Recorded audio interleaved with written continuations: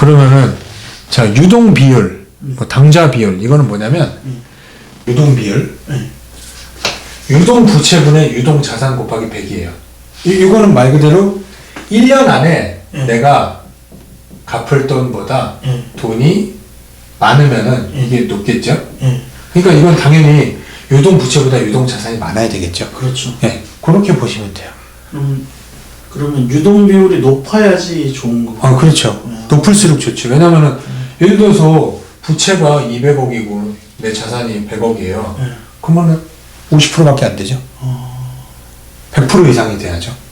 아, 그렇죠. 그렇죠, 그렇죠. 100% 이상은 일단 100% 이상은 되는 게 좋다라고 하는 거죠. 근데 보통 성장 산업 같은 경우는 부채가 많아요. 아무래도. 근데 이제 투자를 많이 해요. 예, 그거에 맞게 현금 흐름이 빨리빨리 도느냐, 순이익이 나느냐 그런 거 보시면 되고 부채 비율은 자기 자본분의 부채. 그러면 여기서 리노공을 봤을 때 자기 자본이 얼마냐? 자기 자본이 3,837억 써 있거든요. 자본. 자기 자본이. 부채가 얘네가 294억이에요. 이거 곱하기 100 한번 계산기로 두드려 보세요. 자기 자본분의 부채가 부채 비율이거든요. 자기 자본분의 부채. 그러면은 294 나누기 3837 곱하기 100 하면 얼마 나오죠? 7.66223612. 그게 부채 비율이에요. 너무 부채가 없죠. 너무 부채가 없죠.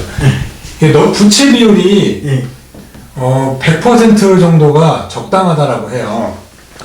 네, 근데 리노공업은 아예 부채가 없어요. 그런데도 영업이익률이 상당히 높아요. 되게 특이 케이스예요, 얘네들은. 그만큼 그러니까 진입 장벽이 되게 높은 거죠. 네. 근데 이 부채 비율은 100에서 200%까지는 괜찮아요. 근데 실적이 나와도 부채 비율이 너무 낮아도 투자를 안 하는 거예요. 투자를 안 하기 때문에 부채가 없는 거잖아요. 그런 경우는 리노공업이 특이 케이스지. 뭐 예를 들어서 무슨 옛날 뭐 섬유 사업이라든지 이런 거는 대출 받을 게 없어요. 그럼 네, 계속 그냥 있는 것 갖다 돌리기 때문에 걔네들은 뭐 이 유형 자산만 드립다 많아갖고 그렇죠. 자산은 엄청 많고 부채도 없고 그러니까 부채가 적당하다라는 게 중요한데 이 적당이다라는 것도 동일 업종과 한번 비교를 해보셔야 돼요. 성장 산업일 경우는 근데 무조건 100에서 200 정도가 좋다. 100에서 200 정도가 좋고 뭐 책에는 200까지 좋다라고 하고 이건 외국에서는 200까지는 얘기하는데 또 어떤 사람 100%까지만 보는데 저는 이렇게 안 봐요. 그냥 200까지 저는 봅니다. 유동 비율도 아셨고 부채 비율도 아시겠죠. 이건 1년 안에 갚을 돈과 있는 돈, 1년 안에 현금화할 돈에 대한 비율. 이거는 내 자기 자본, 자산이 아닌 자기 자본과 부채를 비교하는 거. 자, 유보율. 유보율이라는 거. 유보돼 있는 돈이다라는 거잖아요. 자, 그러면은 이 자본금 대비 잉여금 곱하기 100이 유보율이에요. 이 유보율이 높네 남네 이거 갖다가 그 뭐 유보율이 높은데 회사에 돈은 많은데 투자를 안 한다 뭐 배당을 안 한다 이런 얘기 하는 게 자본금 대비 잉여금 곱하기 100이기 때문에요. 잉여금이 많아야 배당을 해야 된다라는 건데 배당을 안 한다라는 이미지를 줘요. 그러니까 뭐 롯데그룹이나 이런 애들은 잉여금이 상당하죠. 아유, 안 베풉니다. 뭐. 네, 안 베풉니다. 그러니까 유보율이라는 것도 여기 써 있어요. 그러니까 써 있는데 이 유보율은 자본금분의 잉여금, 잉여금은 이익잉여금 더하기 자본잉여금이다. 근데 유보율이 당연히 이거는 높을수록 좋겠죠. 회사에 돈이 있는 거니까. 근데 갑자기 높아지면 안 되니까 제가 손익계산서에서도 그랬지만 3년을 보라고 했었던 게 3년 동안 꾸준히 오르느냐 뭐 평균 이상을 계속 유지하느냐 이걸 보는 거지 갑자기 올랐다라는 거는 갑자기 잉여금이 많이 쌓였다라는 거잖아요. 그런 경우는 자산을 처분했을 수도 있는 거예요. 사업이 안 돼갖고 뭐 부동산을 뭐 처분했다든지 뭐 건물을 매각했다든지 그럴 경우 갑자기 유보율이 갑자기 크게 나와요. 건물 팔고. 네. 그러니까 그 소위 그 뭐야 뭐 퀀트 분석이라고 그러나 이렇게 막 이렇게 조건에 맞춰놓고 투자하고 뭐 이러는 게 있거든요. 그거에 맞춰놓고 무조건 투자를 해버리면은 유보율이 갑자기 높아지면 무조건 좋은 기업인 줄 알고 투자를 하는데 그렇지 않은 거예요. 확인을 해봐야 되는 거예요. 유보율이 왜 늘어났나? 이 회사가 이 이익이 많이 나와서 그런 건지 자산을 청산을 한 건지 그런 거에 대해서 확인을 해봐야 되는 거예요. 무조건 높다고 좋은 게 아니에요. 3년 동안 꾸준히가 중요한 거예요. 예, 꾸준히 올라온 거, 평균 이상을 유지했는지. 그리고 제일 중요한 거죠. 제가 저번에 많이 말씀드렸던 거, ROE. 은행 이자와 같다. 예. 이거는 자기 자본분의 당기순이익. 이건 손익계산서에 나오죠. 예. 손익계산서의 맨 마지막. 자기 자본분의 당기순이익 곱하기 100. 이거 아시겠나요? 자기 자본. 여기 써 있어요. 예. 볼 것도 없이 그냥 이거 ROE라고 써 있고. 예, 써 있습니다. 예, 써 있어요. 그러니까 그게 어떤 뜻인지 내 자본을 갖고 얼만큼 이익을 내나 자기 자본 이익률이라고 그래요. 그래서 내 자본 대비 얼만큼. 그러니까 내가 갖고 있는 회사에 갖고 있는 돈에 대해서 얼만큼 이익을 내나. 근데 이 ROE가 은행으로 치면은 이자라고 그랬잖아요. 예, 그렇죠. 그럼 내가 은행 이자보다 나은 투자처를 찾기 위해서 주식을 한다라고 했을 때 이 유보율이 이 ROE가 당연히 은행 이자보다 높아야 되겠죠? 그러면 뭐 20%. 네, 20%죠. 그러면은 내 자본으로 20% 그러니까 20%의 수익을 준다라는 거예요. 내 자본으로. 내가 10,000원을 넣었는데 매년 2,000원씩 이자를 준다는 얘기예요. 내 자본 대비니까. 그러면은 리노공은 그래서 좋은 회사인 거예요. 그러네요, 진짜. 이게 5% 이상만 돼도 솔직히 은행 이자보다 몇 배가 높은 거잖아요. 근데 뭐 워렌 버핏은 뭐 15% 이상 뭐 이렇게 하거든요. 15% 이상인 회사 의외로 많아요. 그러니까 ROE 그러니까 이런 거를 리노공업을 보여주는 이유가 얘는 이런 게 퍼펙트라는 거예요. 당좌 비율도 1000%잖아요. 예. 엄청난 거죠. 1년 안에 받을 돈이 10배가 더 많아. 현금화할 수 있는 돈이 10배가 더 많아. 그 유보율도 자기 자본 대비가 몇천 프로예요. 이야, 4천. 그리고 영업이익률도 보세요. 38%대를 계속 유지하잖아요. 네. 부채가 없어서 뭐 새로운 막 그런 돈을 땡겨 쓰지도 않는데 순이익률도 30%대를 계속 유지하죠. 예. 그리고 매출액은 꾸준히 늘죠. 보이시죠? 영업이익도 꾸준히 늘죠. 당기순이익도 꾸준히 늘죠. 예. 퍼펙트인 거예요. ROE도 꾸준한데 이거 엄청난 거잖아요. 19, 18, 17, 20 평균으로 쳐도 지금 뭐 거의 19죠. 19점. 네, 엄청난 겁니다. 그러니까 자기 자본 대비 얼만큼 이익을 냈느냐 은행이자로 치면 15% 이상을 좋게 본다라고 하는데 이거는 너무 가혹하다. 그냥 저는 한 10% 정도만 돼도 괜찮다고 봐요. 은행보다. 네. 그러니까 은행 이자와 같은 거다라고 이해를 하시면 돼요. 써 있는 대로 자기 자본은 요거 자본금, 잉여금, 자본잉여금에다 당기순이익은 손익계산서의 맨 마지막에 있는 거 아셨죠? 그리고 우리가 ROE에 대해서 그리고 제일 거의 3종 세트처럼 많이 얘기하는 게 PBR, PER, ROE 이 세 개를 제일 많이 얘기하거든요.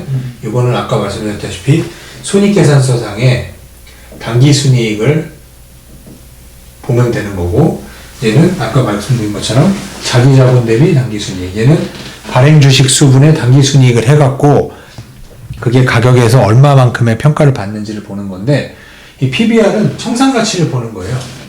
이 자산을 토대로 보는 거예요. 그렇기 때문에 재무상태표를 보고 이 PBR은 BPS분의 주식 가격이다라고 해요. 예를 들어서 그럼 BPS가 무엇이냐? 모든 거는 발행 주식 수. 그래야지 한 주당 얼마가 나올 거 아니에요. 주당 순자산이거든요, 이게. 그러면은 발행 주식수 대비 순자산. 순자산은 자산에서 부채를 빼야 순내자산이죠. 그렇죠? 그거를 발행 주식수로 나눠서 한 게 BPS예요. 그럼 예를 들어서 BPS가 뭐 10,000원인데 주식 가격이 10,000원이다.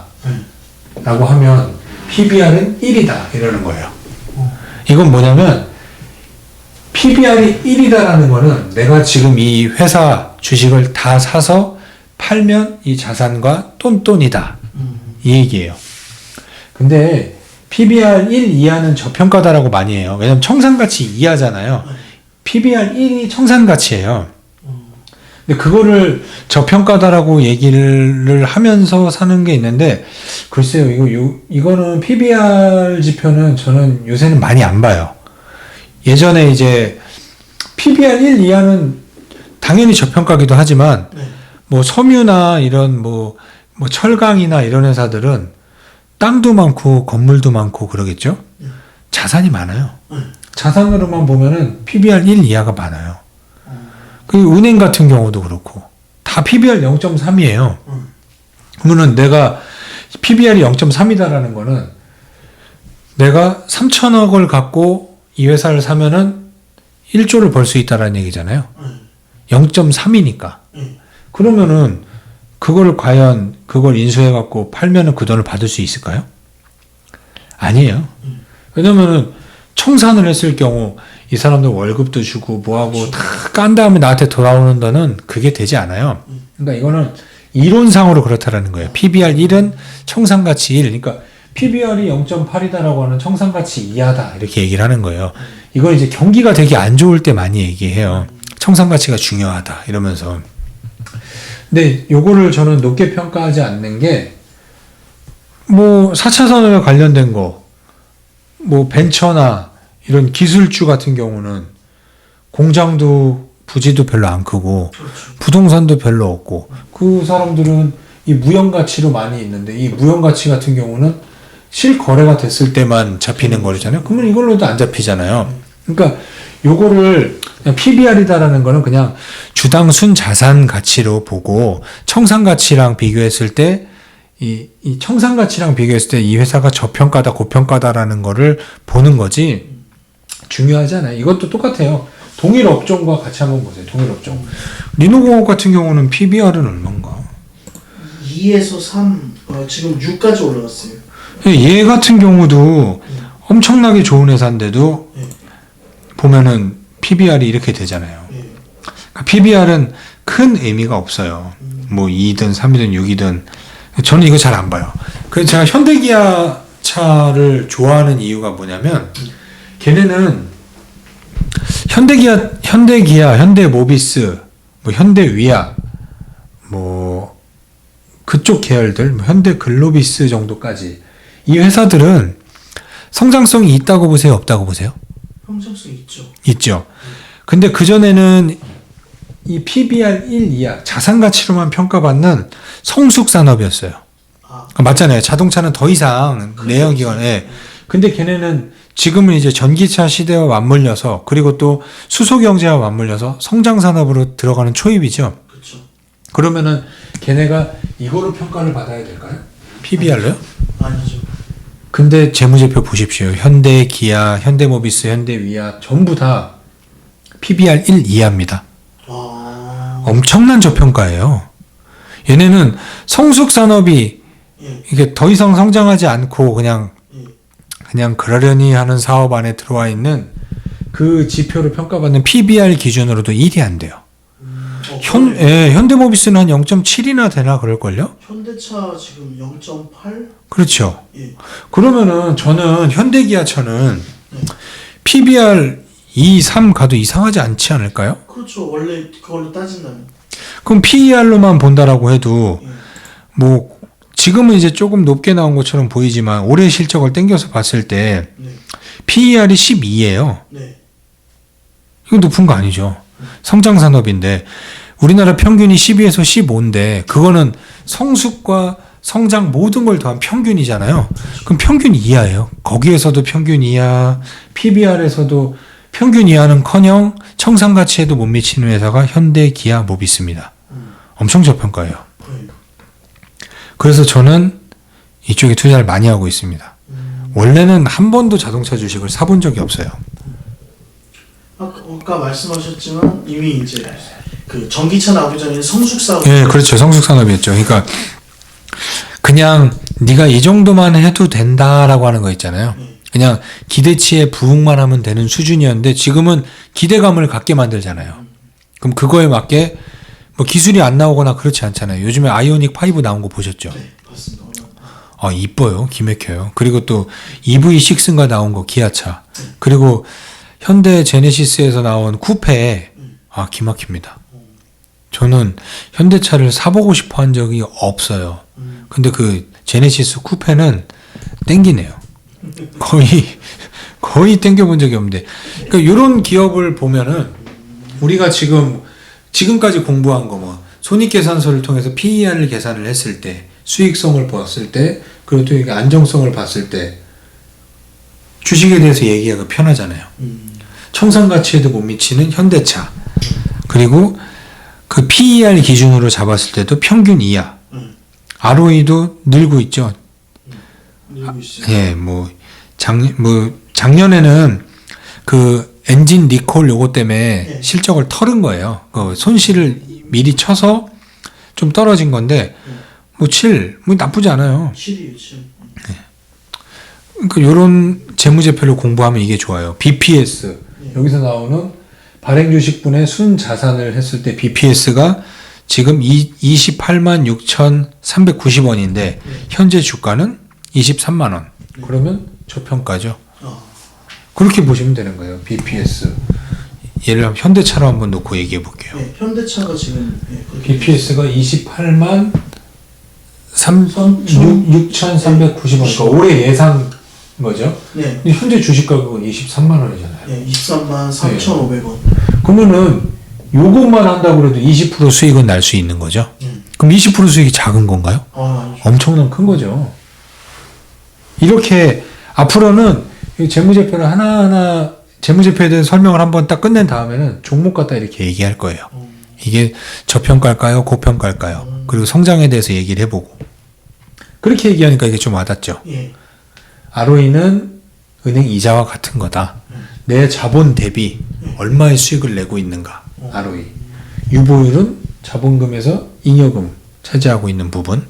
그리고 부채 비율은 말 그대로 내 돈 대비 부채가 몇 % 있는가. 부채 비율. 부채 비율은 너무 높아도 안 좋지만 너무 낮아도 투자를 안 한다라는 느낌을 줄 수 있다. 그러니까 적정하게 유지하라는 게 좋고, 유동 비율은 유동 부채분의 유동 자산. 그러니까 내가 1년 안에 현금화할 수 있는 돈이 부채보다 많으면 좋다. 이런 걸 보는 거예요. 여기 써 있는 그대로죠. 부채 비율, 당좌 비율, 유보율, EPS, PER, BPS, PBR까지 다 봤죠? 예. 이게 다 설명된 거예요. 그러니까 저번 거랑 이번 거 봤을 때. 그러니까 계속 돌려서 보시면 돼요. 네, 모르시면은. 이건 계속 예. 요것만 봐도 이제 배당금이야. 이제 그 뒤에 나오는 거고. 시가 배당금은 그 배당금 나왔던 그 당시 시가 대비해서 그 횟집처럼 시가 그때 시가 대비해서 몇 %의 배당을 했느냐 이거예요. 네. 그럼 이 앞쪽에 있는 거 다 보셨죠? 네. 네. 현금 오름표는 그 뒤에 나와 있기 때문에 다음에 설명을 하는 겁니다. 그러니까 디테일하게 더 아실 필요도 있어요. 아실 필요도 있지만 네. 뭐 요렇게까지는 안 봐도 된다 이거예요. 저도 이거 보려다가 오바이트 했어요. 안에 투자 이럴 뻔했는데 요 정도만 알아도 오늘까지 한 것만 해도 요 앞쪽에 있는 거 네이버를 딱 들어가서 현대차를 눌렀을 때 내려왔을 때 그 전에 얘기했었던 거 봉 차트 써 있는 거에 봉이 의미하는 거 이평선이 의미하는 거 한번 대충 알았죠. 그리고 내려와서는 뭐 뉴스야 뭐 뉴스 보는 거고 기업 실적 분석 최근 연간 실적하면 3년치 평균이 나오죠. 네. 그리고 이 써 있는 건 예상치예요. 올해 예상.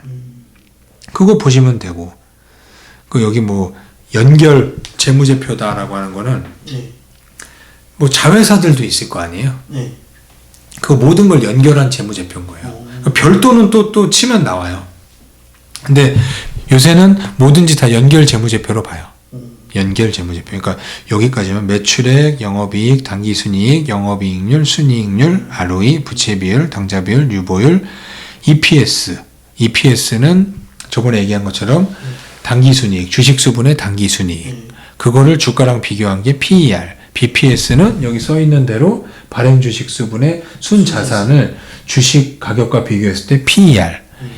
PER이 1일 경우가 청산가치와 동등하게 떨어진다. 1 이하는 청산가치에도 못 미친다. 이렇게 얘기를 하시면 돼요. 이제 여기까지 끝난 겁니다. 뭐 또 뭐 이렇게 더 궁금하시거나 뭐 이런 거 좀 아리까리하다라든지. 공부를 더 해야 됩니다. 그러니까 요거는 공부라는 것도 있지만 들으시고 네. 눈으로 확인하시면 돼요. 그러니까 처음에는 저도 어떻게 하냐면 예를 들어서 핸드폰으로 이렇게 딱 틀어놔요. 네. 틀면서 유튜브 방송을 보면서 익숙해진 다음에 내려서 확인하는 거예요. 매출액, 영업이익, 당기순이익, 영업이익률, 순이익률, ROE, 오케이, 부채비율 계속 확인하는 거예요. 그래 그럼 삼성전자 들어가 볼까? 삼성전자 딱 보고 봉 차트 이렇게 대충 한번 보고 아 이게 의미하는 게 뭐구나. 나중에 이게 매매 타점 잡는 것도 있어요. 네. 그거를 제가 설명할까 말까 지금 고민인데 기초적인 거는 제가 좀 알려드릴게요. 왜냐면은 기술적 분석을 다 하진 않지만 제가 그냥 기본적으로 보는 게 그냥 역배열인지 정배열인지 상승 추세인지 아닌지에 대해서는 판단을 좀 해야 되고 그리고 저는 매물벽을 많이 봐요. 매물대.